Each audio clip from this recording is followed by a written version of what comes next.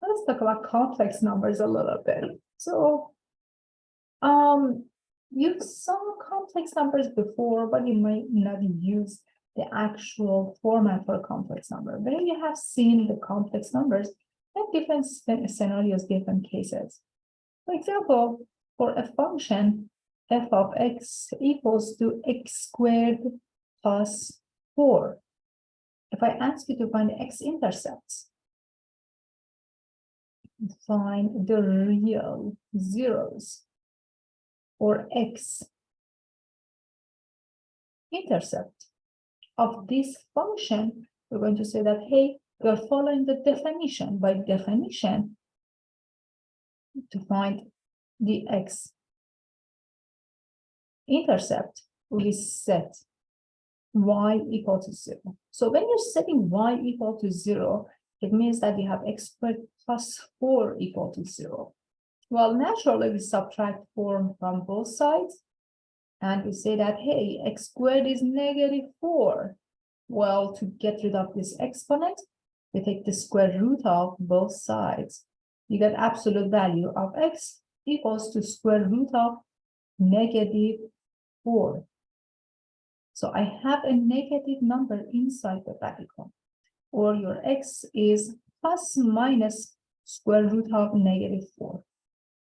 -4 is -1 times 4. So if I take the square root, it becomes square root of -1 times square root of 4. Square root of 4 is 2. So you get square root of -1 times 2.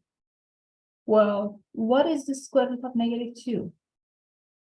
If I use a calculator, it gives me an error.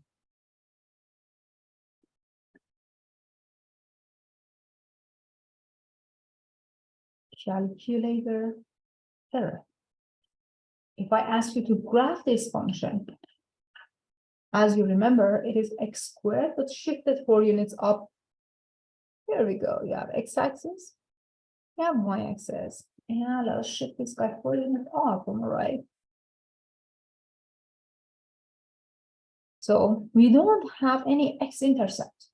There is no intersection between the graph and the x-axis. That's why you see square root of -1. This guy is actually a complex number. So a complex number, this is the very first thing we see, is square root of -1. As a complex number, mathematicians call it I. So wherever you see square root of -1, it is represented by I, imaginary unit. So square root of -1 is I, imaginary unit. So as you expected, x squared plus 4, it never touches x-axis. There is no x-intercept. You only have complex numbers representation.